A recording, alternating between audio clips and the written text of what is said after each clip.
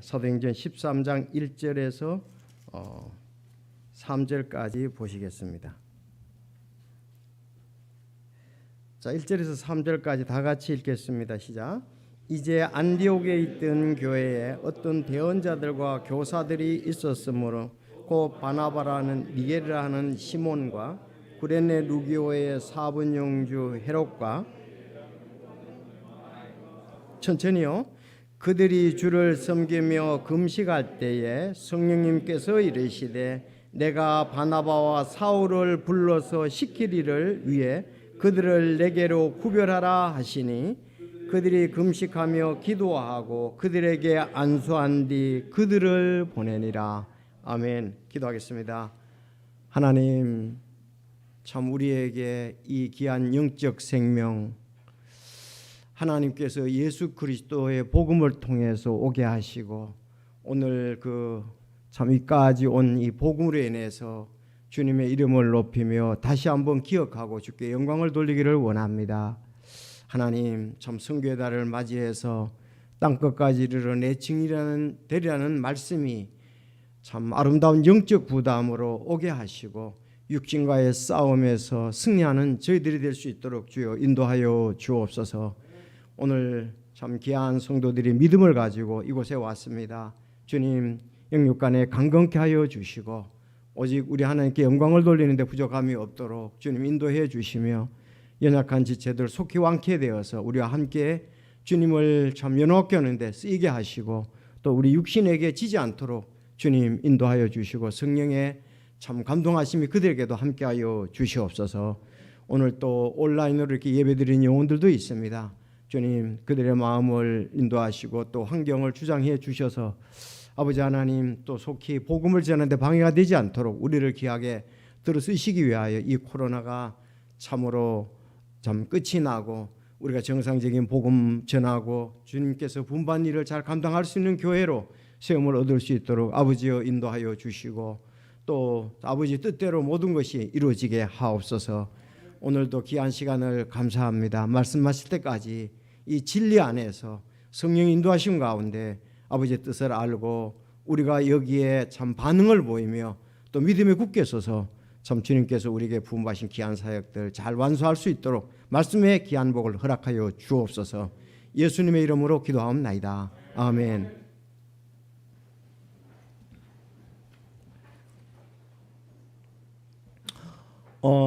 우리 오늘 1, 2, 3절 참 감동적인 말씀이고 정말 하나님께서 영광을 받으셨던 귀한 부분에 대해서 기록해 놓고 있습니다. 1, 2, 3절.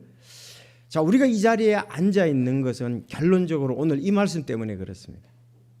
오늘 이 말씀에 의해서 이렇게 됐기 때문에 우리가 이 자리에 앉아 있다. 굉장히 중요합니다. 하나님께는 영광이요, 천사들도 이 흠모하는 그런 일을 한 교회가 바로 오늘 1, 2, 3절에 있는 안디옥 교회입니다. 안디옥 교회. 그래서 제가 안디옥 교회 첫 선교사 파송 이렇게 했는데 가만히 생각하니까 선교의 본 안디옥 교회, 선교의 본복이 안디옥 교회, 좀 그렇게 이해하고 싶어요. 선교의 본복이 안디옥 교회. 자, 안디옥 교회는 제일 처음 선교사를 파송한 교회입니다. 제일 처음. 굉장하잖아요, 이게. 그러니까 하나님께서 얼마나 기뻐하셨고 하나님이 큰 영광을 받으시고 천사들도 막 흠모하면서 정말 안디옥 교회가 위대한 일을 지금 하고 있습니다. 하나님. 그래서 성령께서 강하게 역사하셨어요. 예. 왜 천사들도 그렇게 흠모하면서 하나님을 기쁘게 하니까 성령이 감동하셔서 충만히 감동하셔서 그 안디옥 교회 회원들을 격려를 하고 도전을 하게 해서 귀한 사역들을 이루는 것을 볼 수가 있습니다. 그래서 그들은 정말 이 하나님의 귀한 뜻을 행하기 위해서 무릎을 꿇고 금식하며 기도했다는 내용도 나오고 성령이 귀하게 역사했다는 말도 나오고 결국 그 교회를 시작해서 진짜 온 세상에 주님의 복음이 증거된 거예요. 그래서 오늘 제목은 좀 바꾸겠습니다. 선교의 본 안디옥 교회. 선교의 본복이 안디옥 교회. 제가 원래는 안디옥 교회 첫 선교사 이랬는데 뭐 괜찮습니다. 자, 세 가지로 우리 말씀을 드리겠습니다. 잘 보십시오. 세 가지. 첫째 1절에 보면 5명의 사역자들이 나옵니다.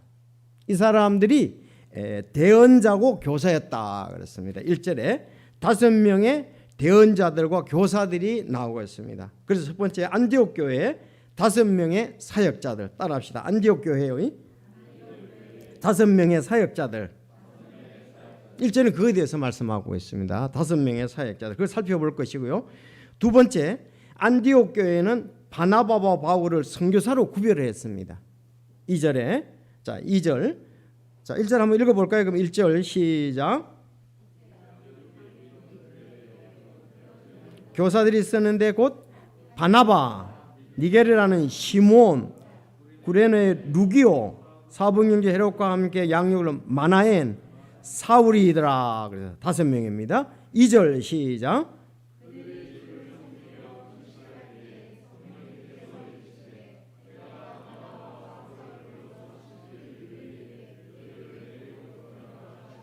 자, 2절에 보니까 바나바와 사울을 이렇게 구별했습니다. 하나님께서 시킬 일, 하실 일을 위해서 두 사람을 구별했다. 그래서 안디옥 교회는 성령이 인도하신 가운데 바나바와 바울을 선교사로 구별을 했습니다. 2절 선교사로. 자, 3절 시작.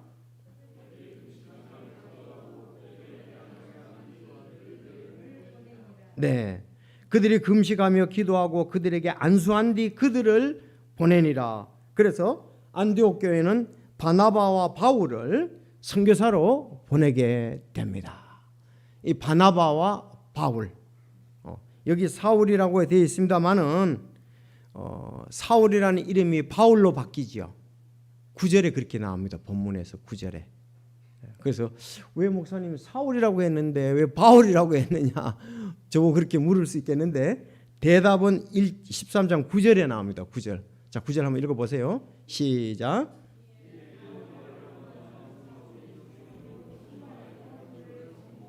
네, 여기서 이에 바울이라고도 하는 사울이 성령으로 충만하여 그를 주목하였고 그랬습니다. 그래서 지금 이제 요 말씀 전까지는 전부 다 사울로 나와요. 7장에도 사울로 나오고 8장에도 사울로 나오고 9장에도 사울로 나옵니다. 요 말씀 전까지는 사울로 나오는데 이제 9절부터 이후로부터는 계속 바울로 나오고 있습니다. 이해가 되시죠? 그래서 안디옥 교회는 바나바와 바울을 선교사로 보내고 이제 선교사 사울이 아니고 선교사 바울입니다. 이 세 가지에 대해서 말씀을 드리겠습니다. 자, 어느 분이 이렇게 얘기를 했습니다. 예수 그리스도가 있는 마음은 모두 선교사이고 예수 그리스도가 없는 마음은 모두 선교지다. 그런 말씀이 있습니다. 그럼 여러분과 우리 마음속에 예수님이 계십니까?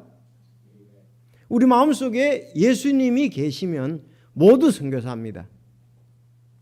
여러분 마음속에 예수님이 계시지 않으면 여러분은 선교지입니다. 선교지입니다. 우리 마음에 예수 그리스도가 계시는가 중요합니다. 그래서 고린도후서 13장 5절에 너희가 믿음 안에 있는지 너희 자신을 살펴보고 너희 자신을 입증하라.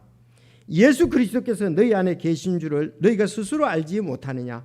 그렇지 않으면 너희는 버림받은 자니라. 내 마음속에 예수님이 계시는가, 내가 믿음이 있는가 자신을 입증하라고 그랬습니다. 이 고린도후서 13장 5절, 제가 예수님을 영접할 때 상담자가 이 구절을 가지고 얘기를 했어요. 저는 그 전에 교회를 한 2, 3년간 다니고 있었습니다. 계속.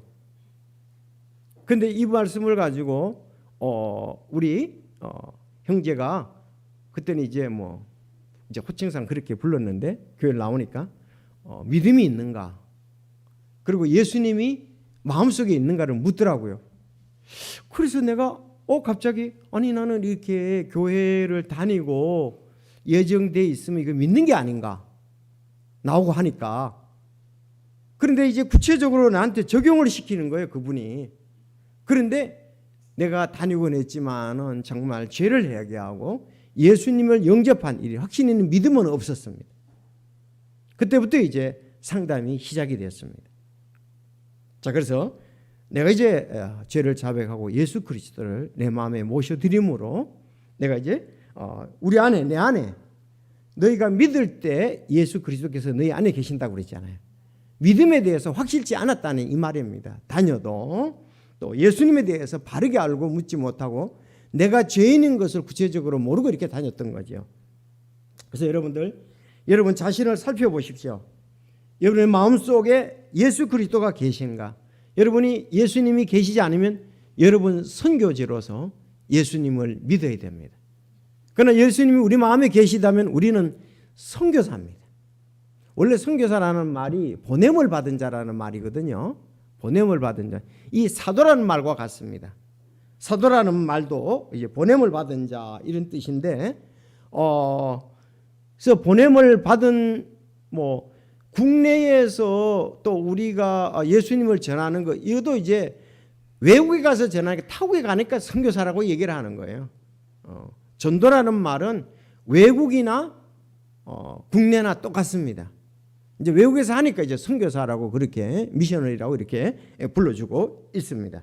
그래서 타국에서 복음을 전하는 자를 선교사라 그랬습니다. 국내에서 전하는 자 목회자다, 목사다 이렇게 얘기를 합니다.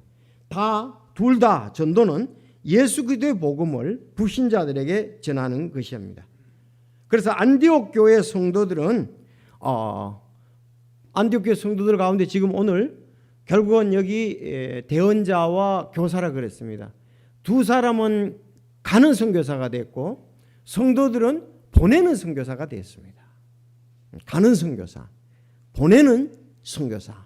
안디옥 교회 두 사람 바나바와 바울은 선교사로 두 사람은 갔고 나머지 성도들은 선교사를 위해서 기도하고 그들을 물질적으로 후원하고 이렇게 해서 타국에서 세계 선교를 하는 귀한 일에 함께 동참한 것을 볼 수가 있습니다. 그래서 안디옥 교회 이제 성도들 이렇게 살펴보면 핵심 구성원들은 전부 예루살렘 교회 성도들이었습니다. 원래 예루살렘 교회에서 구원받은 사람이었어요. 그런데 예루살렘 교회는 세계 선교에 대한 뜻이 아직 없었습니다. 세계 선교에 대해서 그들은 이방인에게 가는 것에 대해서는 생각지를 못했습니다. 그러니까 예루살렘 교회 15,000명에서 약 2만 명 정도 되는 성도들은 이 땅끝까지 가라는 이 하나님의 말씀에 대해서 성령의 강한 감동을 받지 못해가 준비가 안 되었습니다. 결국 핍박으로 인해서 예루살렘 교회가 8장에 보면 사도들 외에는 다 흩어졌다 그랬어요. 흩어진 사람들이 시리아의 안디옥에 갔는데 여러분 예루살렘하고 시리아의 안디옥까지는 약 500km 정도 됩니다. 상당히 멀지요. 500km면 여기서 부산 정도가 되니까요. 핍박 때문에 간 거예요. 흩어진 거예요. 그래서 안디옥 교회, 안디옥에 가서 시리아 안디옥에 가서 이제 복음을 증거를 했습니다. 자, 그래서 이렇게 말씀드리고 싶어서 예루살렘 교회 회원들은 큰 핍박 때문에 떠나온 원래 예루살렘 교회 그 회원들인데 그곳에 정착을 하고 또 핍박을 받아서 간 곳에서 믿음을 가지고 영혼들을 구원했다 이렇게 볼 수가 있습니다. 사도행전 11장 19절 이제 스데반으로 인하여 일어난 핍박으로 말미암아 널리 흩어진 자들이 멀리 베네게와 키프로스와 안디옥에까지 여행하며 여기 시리아 안디옥이거든요. 까지 여행을 하며 오직 유대인들에게만 말씀을 선포하니라.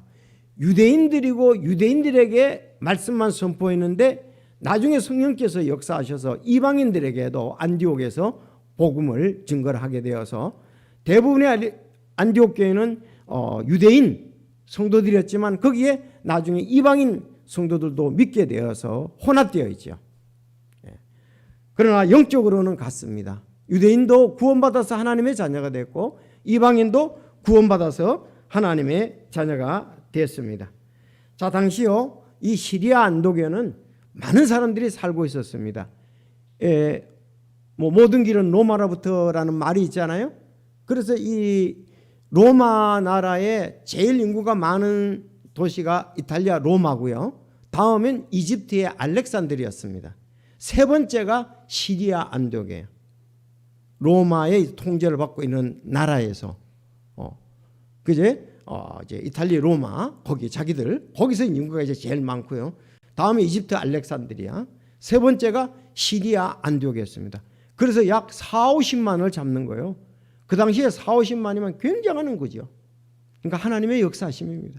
하나님은 계획을 가지고 계시고 하나님의 역사를 하는데 예루살렘 교회에 핍박이 있었지만도 계속 그 교회를 쓰시는 것을 볼 수가 있습니다.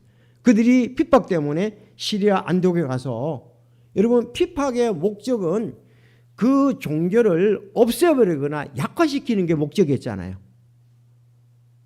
근데 이 예루살렘 교회 성도들은 흩어져 가지고 신앙이 약화된 게 아니에요. 성령의 충만한 가운데 거기 가서도 안디옥에 가서도 예수님을 증거했습니다. 십자가에 달린 예수님이 3일 만에 부활했다. 우리는 목격자다. 그래서 예수님의 죽음과 부활을 갖다가서 성령이 충만한 가운데 이젠 성령이 역사하고 확신을 주고 하니까 죽음도 두려우지 않을 정도로, 그랬는데 핍박이 워낙 심하니까 그들이 이제 안디옥에 가서도 예수님을 증거한 것을 볼 수가 있습니다. 그래서 이 큰 핍박 조직을 해체시키기 원했으나 그들은 약해지지 아니하고 조직은 해체되었지만은 그곳에 가서 또 예수님을 전했던 것을 볼 수가 있습니다. 우리의 많은 삶의 목적은 안정된 삶이잖아요. 그렇죠. 우리가 살아가는 목적 중에 하나가 안정된 삶입니다. 그런데 그들은 낯선 나라에 와서 이웃들에게, 또 이렇게 직업을 가지면서 동료들에게, 사회에서 만나는 사람들에게 예수님을 전하는 게 목적이었습니다. 이제 이 핍박이 이렇게 심한데 내가 또 더 큰 어려움을 당할지도 몰라. 그러니까 이제 잠잠하고 있어야지. 그렇게 소극적으로 그들은 나오지 않았습니다. 그들의 마음 속에는 뜨거운 마음이 있고 정말 영원한 천국에 대한 소망이 있었습니다. 그래서 나가서 계속적으로 복음을 전한 것을 볼 수가 있습니다. 마태복음 28장 19절 20절에 이미 교회의 사명을 예수님께서 승천하시기 직전에 말씀을 하셨거든요. 너희는 아버지와 아들과 성령의 이름으로 침례를 주고 내가 분부한 모든 것을 가르쳐 지키게 하라. 내가 세상 끝날까지 너희와 항상 함께 계시다고 약속을 하셨거든요. 그런데 예루살렘 교회는 큰 부흥을 가졌지만 참 모든 족속에게는 그들이 더 나가야 될 그런 것을 힘을 얻지 못한 것 같습니다. 그래서 사도행전 1장 8절에 다시 한번 얘기를 하지요. 성령님께서 너에게 임하신 뒤에 너희가 권능을 받고 예루살렘과 온 유대와 사마리아 그리고 땅의 맨 끝지역까지 이르러 나를 위한 증인이 되리라. 그런데 오순절이 되었을 때 성령님이 능력 가운데 역사를 하셨습니다. 그들이 구원은 받았지만 때로는 자기 자신이 너무 크게 보였는데 이제는 예수 그리스도가 크게 보였습니다. 우리가 자기가 크게 보이면 전도를 할 수가 없어요. 그렇죠? 내 안정된 거, 나 육신적인 나. 그러나 성령이 충만할 때는 복음을 전할 수가 있습니다. 그래서 오늘 여기서 우리가 기억해야 될 것은 안디옥 교회로 말미암아 바울 사도가 자 따라합시다. 1차 선교여행, 2차 선교여행, 3차 선교여행, 그리고 3차 선교여행을 이렇게 간다는 겁니다. 그래서 1, 2, 3차 선교여행 때문에 사실은 복음이 지금 전 세계에 전파되어서 우리가 이 자리에 앉아 있다고 볼 수가 있습니다. 자, 그래서 오늘 1, 2, 3차 지금 안디옥 교회가 이 복음의 전초기지였습니다. 전초기지였습니다. 1차 선교여행 갈 때도 안디옥 교회가 보냈고 다시 와서 보고하고 2차 선교여행, 1차 선교여행은 오늘날 터키 지방에 있는 소아시아였습니다. 2차 선교여행은 소아시아하고 유럽이었습니다. 유럽. 3차 선교여행은 다시 소아시아하고 유럽 일부분, 특히 마케도니아와 우리가 그리스, 옛날에 그때는 아가야라고 이렇게 불렀어요. 그래서 마케도니아와 아가야 지방, 그 지중해를 중심으로 해서 지금 이스라엘 위로 터키, 다음 길 건너서 지금 유럽이라고 말하는 마케도니아와 그리스 밑에까지입니다. 거기 선교를 했습니다. 자, 거기에서 이제 또 로마로 가게 되죠. 그 당시 이제 로마 사람들이 이제 전 세계를 잡고 있으니까, 그래서 바울도 나중에는 네 번째는 결국은 제수로서 로마에 가게 됩니다. 그때 복음도 함께 가게 되고, 이미 구원받은 사람들이 또 로마로 가서 복음을 전하기도 하고, 그래서 이제 전 세계적으로 복음이 확장되는 것을 볼 수가 있습니다. 로마 이후에 영국, 영국 이후에 미국, 미국 후에 한국, 그랬습니다. 그래서 우리는 이제 다음 주에 하겠지만 포스트 선교사가 저희들 이제 참 독립침례교회 선교사로 와서 우리 한국의 독립침례교 선교사로서는 이제 포스트 선교사님이 제일 처음 왔겠죠. 그래서 복음을 전해서, 그 당시에는 복음이 참 선교사님 때 희귀했습니다. 그 당시에 우리가 구원받아야 된다 그러면은 이단이라고 그랬어요. 이단이라고 그랬어요. 제가 영주에서 사역할 때 구원받아야 된다 그러니까 아주 새로운 눈으로 쳐다보더라고요. 그래서 내가 거기 저 종로 서점이라는 책이 거기 있었는데, 그러니까 김상봉 목사님이 할렐루야 있잖아요. 그분이 구원받았습니까? 책을 진 적이 있어요. 그래서 아니 이분이 지금 장로교 다 알지 않냐, 이분도 구원받았습니까? 이러는데 왜 내가 구원받다는 말이 틀리냐, 그리고 성경에도 구원받았느냐고 나오지 않냐. 그랬더니 조금씩 사람들이 인식이 변하게 되는 거예요. 그러니까 구원에 대한 복음이 사람들이 이해 못하고 잘 몰랐다는 거죠. 지금은 이제 뭐 구원받았냐 이러면 보편적으로 무슨 말인지 알아듣고 수긍을 하는데, 지금도 여전히 일반 교회에서 잘못 교육을 시켜가지고 구원받았습니까 하면 이단일 가능성이 많다. 천만에. 그건 아주 무서운 게 되는 거예요. 그럼 구원 안 받으면 어떻게 할 거예요? 그렇잖아요. 구원 안 받으면 천국도 못 가는데, 그럼 그 말을 쓰지 말란 말이에요. 그건 진짜 그런 말을 하는 사람들은 옳지 않은 사람들이에요. 아주 성경에 대해서 진짜 제대로 모르는 거예요. 성령의 감동도 모르는 거예요. 복음이 뭔지도 모를 가능성이 많아요. 괜찮습니다. 성서적입니다. 그래서 오늘 이 선교사에 대해서 간단히 몇 가지 살펴보도록 원합니다. 여기 5 사람 사역자들을 우리가 한번 살펴볼 필요가 있거든요. 자, 5명의 사역자, 첫 번째 나오는 사람이 바나바, 두 번째가 시몬, 세 번째가 루기오, 네 번째가 마나엔, 다섯 번째가 사울입니다. 자, 왜 이렇게 말씀드리냐 하면, 도대체 이 안디옥 교회에 이 대언자들과 교사들이 있다 그랬거든. 대언자들과 교사들이 있는데 5명이다 이 말이에요. 이 사람들이 사실은 귀한 5명이 사역자라는 거죠. 귀한 사역자라는 거예요. 5명이 다. 자, 그래서 여기 대언자라는 말이 그 당시에는 쓰였습니다. 오늘날은 대언자가 없습니다. 왜 대언자가 없습니까?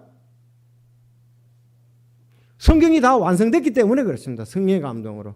그래서 계시록 22장에 보면 이제 더하거나 빼지 말라, 가감하지 말라, 끝입니다. 근데 이 당시에는 성경이 미완성이에요. 그러니까 대언자들이 말씀을, 구약 말씀을 가지고 전해야 되는 거예요. 그리고 그들이 가르쳤다, 교사들이다, 이렇게 볼 수가 있습니다.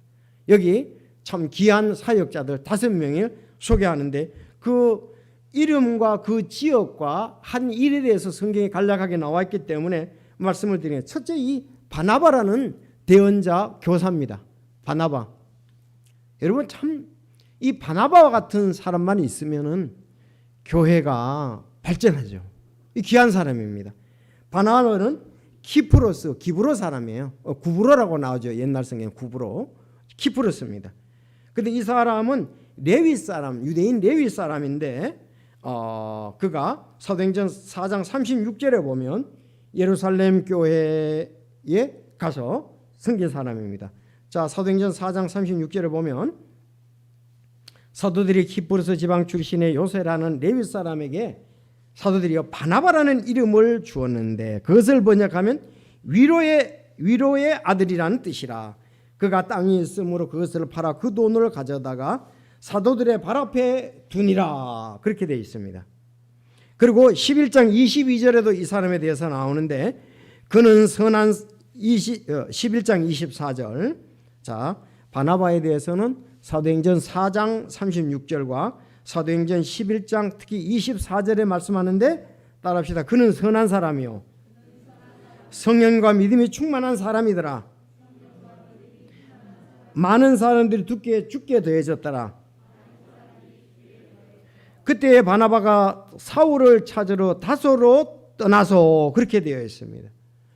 아니 이 바나바가 예수님께 돌아왔는데 예수님을 믿었는데 사도들이 보니까 이 사람 좀 아주 아름다운 신앙을 가졌는데 이 사람은 위로자야. 위로자. 아, 다른 사람을 위로하는데 아주 뛰어난 사람이 누구냐? 이 바나바라는 사람입니다. 위로를 잘한다. 위로를 잘한다. 어려움을 당하는 사람들에게 위로를 잘하는 사람입니다. 우리 교회도 그런 분이 있거든요. 내가 공개적으로 말하면 그분만 너무 뛰어났게 또 혹시 그래서 근데 위로를 잘하는 사람이 있어요. 그리고 그는 또 재정적으로도 괜찮은 사람이에요. 그 성품 자체가 또 괜찮습니다. 그는 성품 자체가 선한 사람이다 그랬습니다. 그리고 신앙으로서는 믿음이 충만한 사람이고요. 그리고 남을 잘 위로를 하고 그리고 이제 그 땅에 있어서 사도들을 발 앞에 두니라. 여러분 땅 사도들의 발 앞에 두니까 갑자기 충격을 받으시죠. 내 돈 내려라는 거 아니냐. 돈 얘기하면은 자, 그래서 아주 신앙의 아름다운 신앙을 가지고 있습니다. 따라합시다. 선한 사람, 믿음이 충만한 사람, 위로의 사람, 헌신적인 사람. 자기 물질을 갖다가서 자기 땅을 팔아서 사도들의 발 앞에 뒀다 그랬습니다. 헌신적인 사람이다. 자, 이런 사람이 바나바다 그랬습니다. 바나바. 그래서 바나바는 1차 선교 여행 때 사도 바울과 함께 갔지요. 바울과 함께 갔습니다. 그런데 나중에 이제 마가 요한으로 인해서 사도 바울과 이제 나눠지게 되죠. 나눠지게 되는데 역시 마가 요한을 마가 요한은 좀 이렇게 인내가 없는 사람 같아요. 1차 선교 때 따라갔다가 중간에서 너무 힘드니까 돌아갔습니다. 돌아갔어요. 근데 2차 선교 여행 때 데려가려고 그러니까 바나바는 데려가자 그러고 바울은 안 된다고 그래가지고 둘이 아주 힘이 말다툼을 했어요. 여러분 사역자 때 이런 경우가 있습니다. 여러분 모든 게 그런 게 없다고 생각하면 안 돼요. 보는 관점이 다른 거예요 지금. 근데 결국은 바나바가 나중에 마가 요한을 데리고 나중에는 보면은 사역을 했어요. 사도 바울이 그러잖아요. 마가 요한을 데리고 오라. 내게 유익하니라 그랬습니다. 그 큰 영향력을 준 것이 누구냐? 바나바입니다. 역시 바나바가 이 위로하고 격려하고 잘 소개를 해서 이 다소에 있던 사울도 원래 제자들이 반대를 했던 사람 아니겠어요? 그렇죠. 아주 주의 사에 거친 사람이었고 정말 반대했던 사람이니까 사도들도 두려워해서 함께 하려고 하지 않았습니다. 왜? 잡아서 죽이고 때리고 감옥에 가두고 하니까. 그런데 바나바가 잘 소개를 한 거예요. 사도들에게. 그가 예수님을 믿고 이렇게 변화되었습니다. 괜찮습니다. 여러분들. 이제 함께할 동력자입니다. 바나바가 잘 소개를 해가지고 제자들이 사도들이 이 바울을 받아들이게 되는 거예요. 그러니까 사람 간에 모든 것을 일 조정을 가장 잘하는 사람이 누구냐? 바나바다 이거예요. 마가 요한의 경우도 그렇거니와 바울의 경우도 그렇고 이 위로의 아들 참 이름대로 됐죠. 이 사람이 바로 바나바다. 이 귀한 사역을 잘 했던 것을 볼 수가 있습니다. 자, 바나바를 잘 기억해 주시고요. 그가 이제 선교사로서 이제 소명과 또 선교사로서 따로 구별했고 그들이 가기 때문에 그렇습니다. 두 번째가 이제 간단히 니게르. 이 니게르라는 말은 니게르라는 시몬입니다. 시몬. 아마 흑인으로 생각이 됩니다. 원래 니게르라는 말의 의미가 이 검은을에서 뜨는데 니그노라는 말 있잖아요. 니그로. 이 검다는 말이거든요. 아마 흑인으로 보여지는데요. 이 시몬의 말이 누가복음 23장 26절에 보면 예수님이 십자가를 지고 가실 때 상당히 넘어지고 쓰러지고 이렇게 어려웠습니다. 이때에 이 시몬, 저 구레네 사람 시몬이 대신 받아서 갔다고 그랬잖아요. 십자가를. 이 사람으로 지금 보여지고 있습니다. 십자가를 대신 지고 따라간 사람이에요. 대단한 사람이죠. 그래서 어떻게 돼가지고 이제 안디옥에 가서 이렇게 대언자와 교사가 됐다는 거죠. 예수님 십자가에 돌아가시고 난 다음에 그 사람으로 보통 이렇게 왜냐하면 누가복음도 누가가 썼고 사도행전도 누가 썼잖아요. 그렇죠. 이런 것으로 볼 때에 십자가를 대신 지은 구레네 사람이라고 보면 그 사람은 흑인이고 또 시골 사람입니다. 그래서 이 지식적으로나 이런 데서는 굉장히 약했습니다. 그렇잖아요.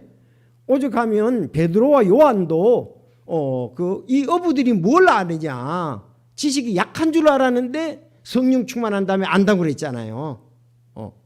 자, 그런 것을 이제 볼 수 있는데 니고루 여러분들 이렇게 니그로 보시고요. 다음에 이제 또 구레네 사람 루기오입니다. 구레네 사람들이 예수님을 이렇게 잘 믿었네요. 구레네. 자, 이 사람은 사도행전 11장 20절에 보면 그 중에 몇 사람은 키프로서 구레네 사람들이었는데 그들이 안디옥에 이르러 그랬습니다. 이렇게 루기오 이 구레네 사람들이 간 거. 자, 그래서 이 사람도 이 구레네가 북아프리카 사람 때문에 흑인입니다. 지역이 이제 흑인이니까요. 이제 네 번째가 사분 영주 헤롯인 함께 양육받은 마나엔. 이 사람은 그 당시 갈릴리 통치했던 헤롯과 함께 교육을 받았다고 하니까 이 궁정에서 함께 자란 왕족이나 귀족으로 보여집니다. 정말 이 사람은 제대로 교육을 받은 거예요. 그 조금 전에 이 바나바는 우리가 전체적으로 봤고 니게르나 루기오는 사실 이 사람들은 그 지식에 대해서 해박한 건 없습니다.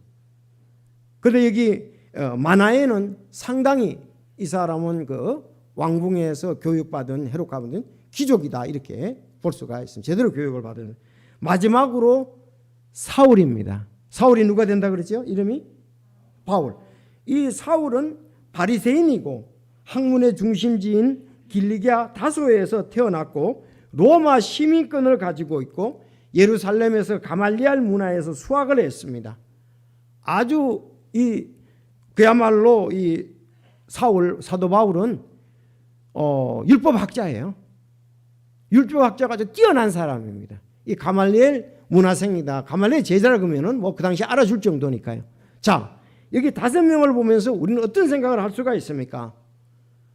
이 안디옥 교회에 5명의 사역자들이 있는데 어떤 사람은 지식이라다 배경이 화려하고 잘 그래서 어떤 사람은 그런 것이 없어도 믿음을 가지고 신실하게 귀한 사역에 쓰였다는 겁니다.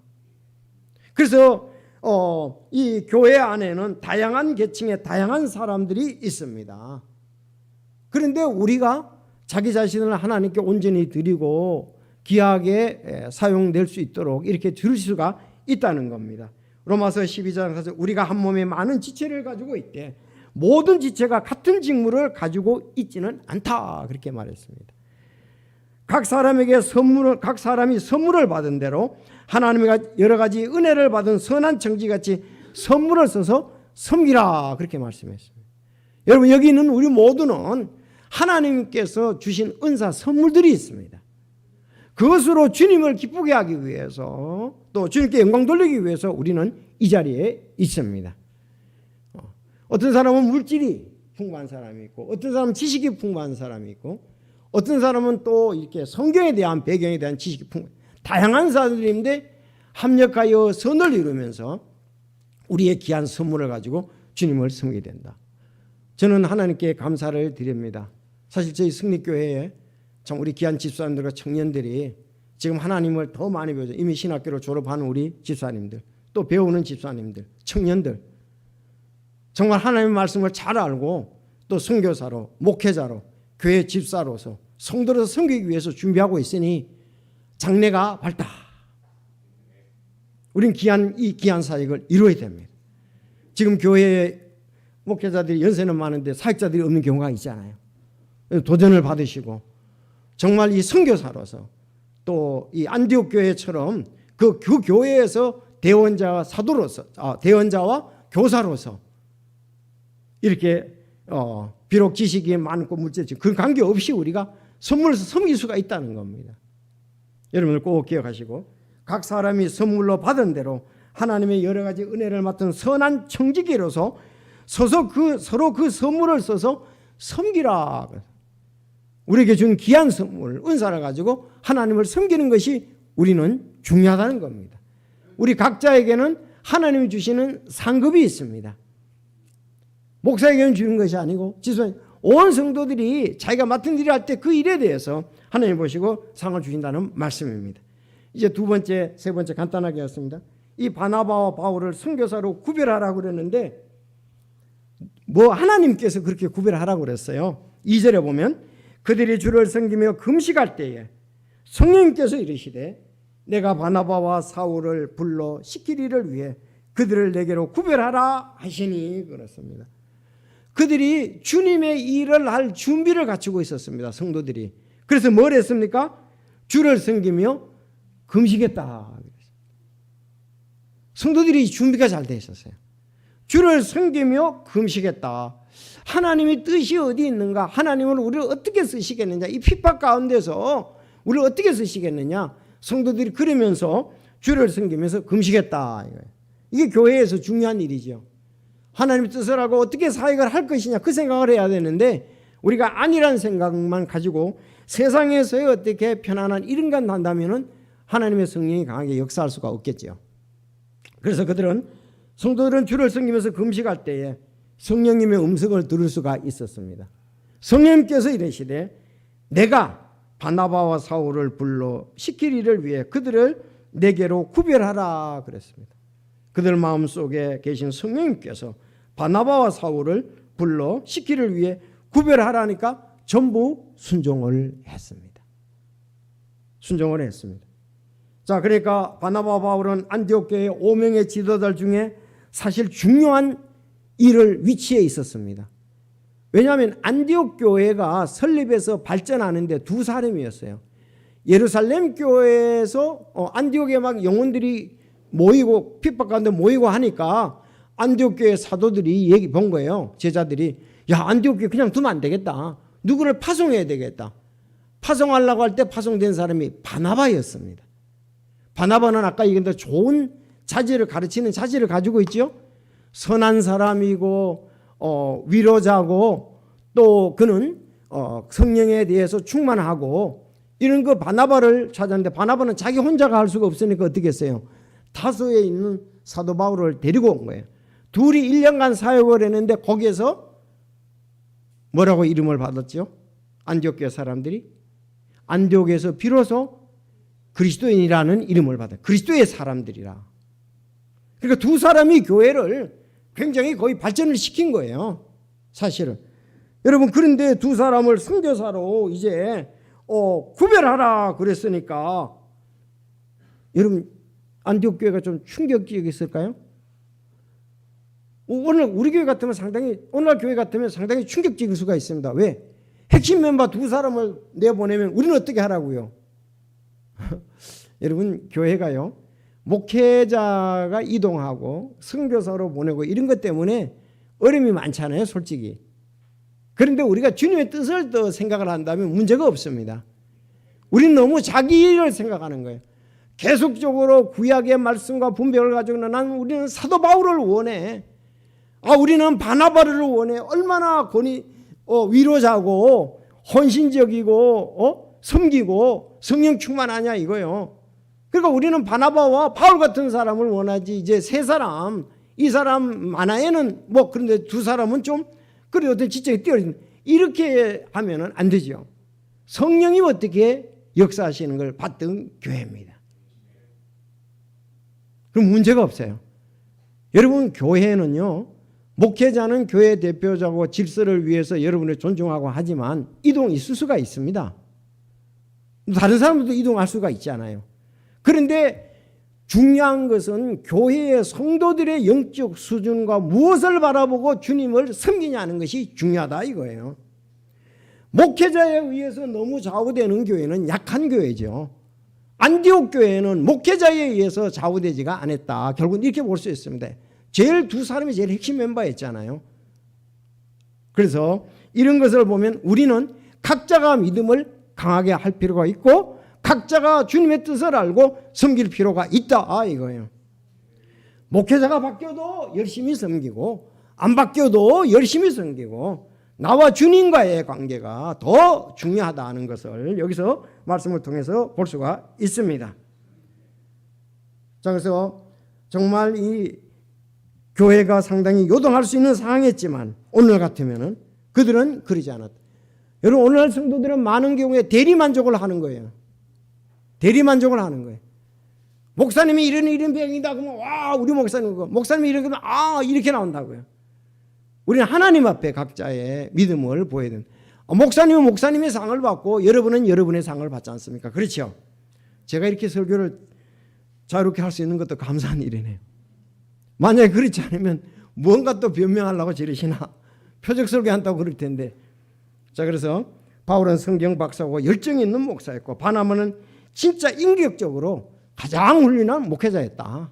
그렇게 볼 수가 있습니다. 여러분 그런 분들을 원하죠. 그러나 하나님의 뜻에 순종하는 것이 더 중요합니다. 성령의 감동에 따르는 것이 더 중요하다고 믿습니다.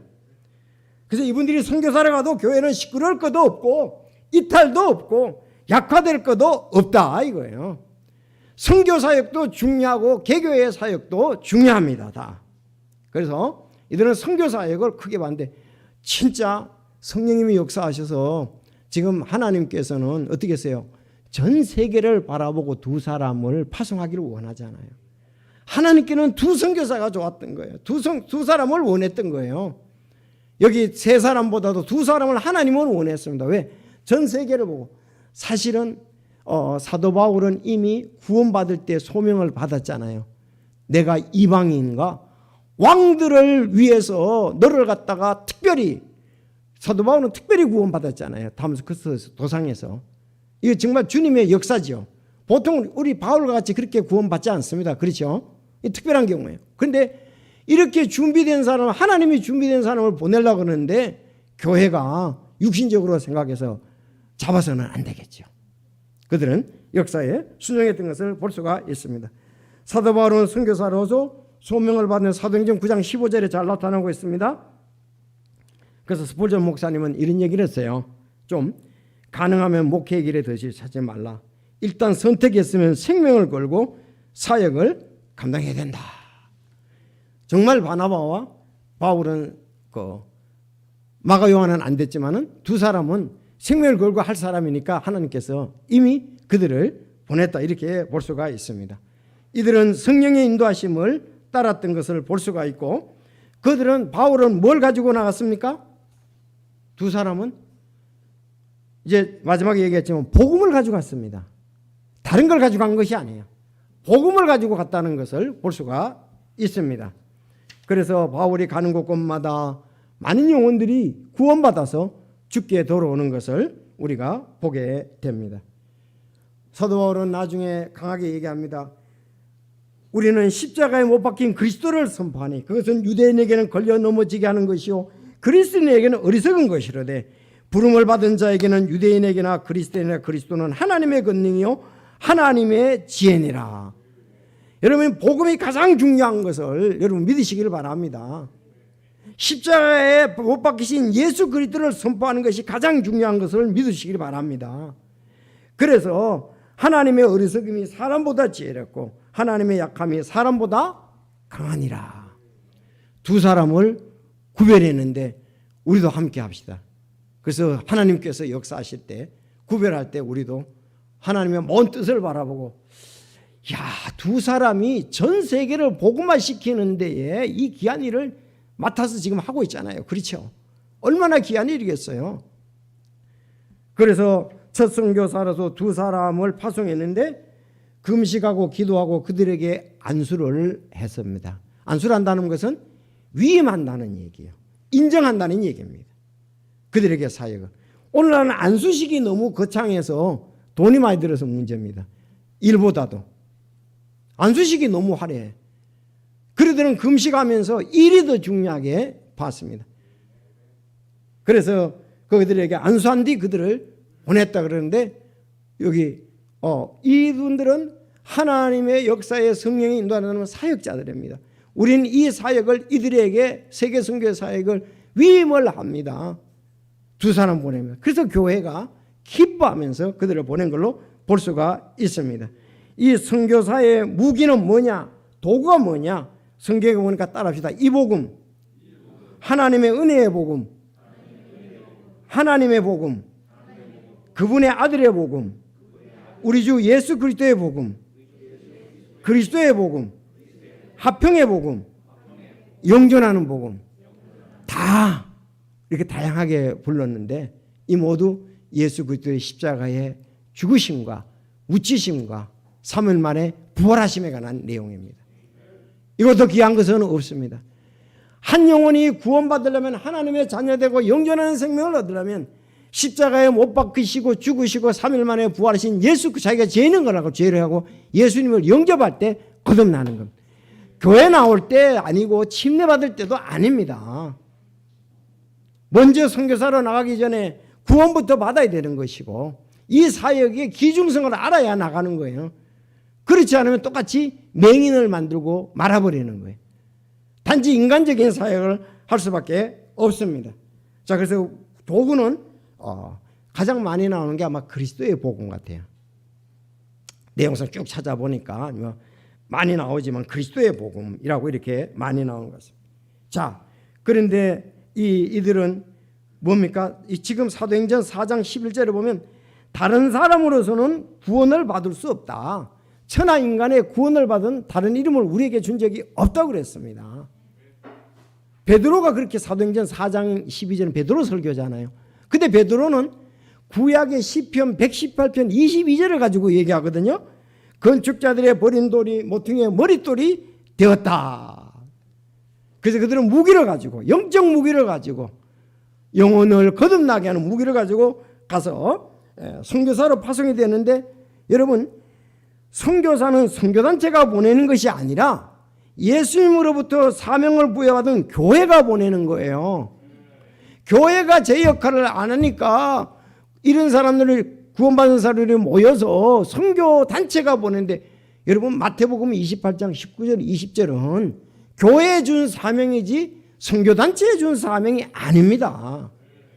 여러분이 학교에서 할 때도 복음을 전하기 위해서는 할 수 있지만은 근본적으로는 믿음에 우리가 각 교회들이라는 거예요. 그래서 안디옥 교회가 했습니다. 안디옥 교회가. 예루살렘 교회 사람들이 흩어져 가지고 야, 우리 세계 선교대에 같이 우리 선교단체 만들어서 하자 그러지 아니하고 안디옥 교회를 형성해서 했다는 것을 여러분이 아시기를 바랍니다. 그래서 마태복음 우리는 이 19장 마태복음 28장 19절 20절이 교회 준 사명이다. 그러면 우리가 오늘 이 선교사들을 보내야 되는데 기도하고 보내야 될 거 아니겠어요? 그렇죠. 보내려면 그들은 당장 필요가 있어야 됩니다.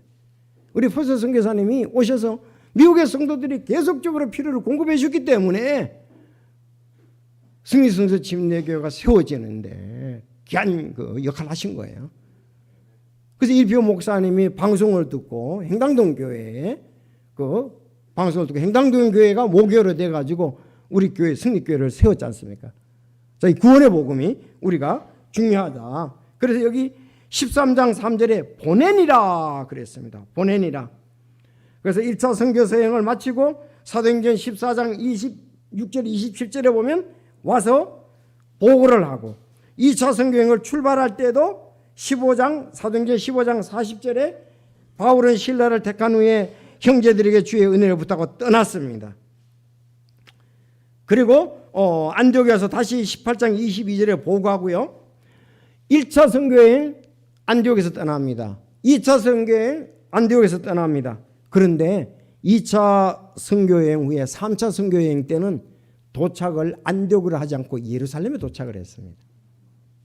이제 3차 여행 그래서 3차 여행이 끝나고 3차 여행을 3차 여행 후에 예루살렘에 도착했어요. 1차, 2차, 3차 여행하고 도착한 것이 안디옥이 아니고 예루살렘에 여기서 잡혀가지고 이제 4차는 없습니다. 좀 제가 하다 조금 2차까지 하는 3차까지입니다. 3차에서는 가기는 안디옥에 갔는데 도착은 예루살렘 교회에 도착을 했어요. 그때에 잡히게 되잖아요. 그렇죠. 잡히게 되어서 이제 로마의 제수로 이송을 하게 됩니다. 그러면서 로마에서 옥중서신이 이제 쓰여지게 되고 그곳에서도 계속 사역한 것을 볼 수가 있습니다.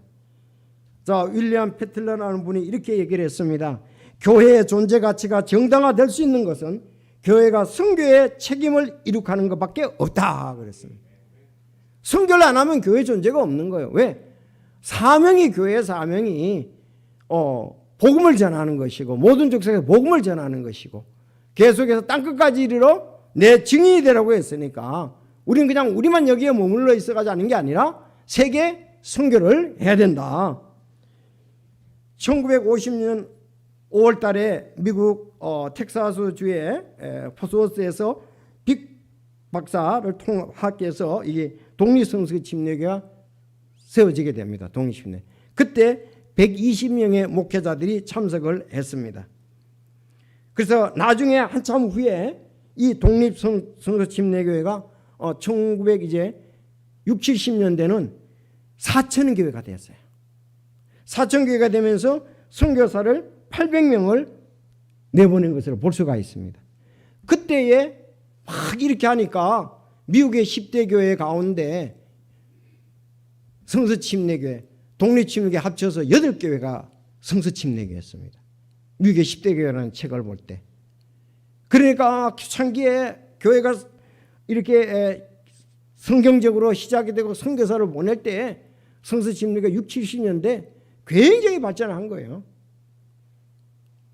그래서 우리 한국에서도 그 독립침례교회 선교사님들이 와서 많이 활동을 하고 또 돌아가시고 그러는데 우리 포스 선교사님은 이 땅에 묻히셨습니다. 끝까지 선교사역을 하고 정말 그거에 대해서 감사를 하면서 선교 후원, 우리가 선교사를 보내는 일은 우리 교회의 사명인 걸 알고 우리 지역도 선교회고 서울도 선교회고 한국의 지방교회들도 선교를 해야 되지만 지방도 선교를 해야 되지만 땅끝까지는 동시에 다 해야 됩니다. 왜? 우리가 살아있는 동안 그 사람들은 구원받아야 되거든요. 동시에 구원받아야 되는데 여기서 그래서 여러분들 선교사를 위해서 기도해 주시고 선교사로 나가시고 선교사를 위해서 후원해 주실 수 있기를 바랍니다. 기도하겠습니다.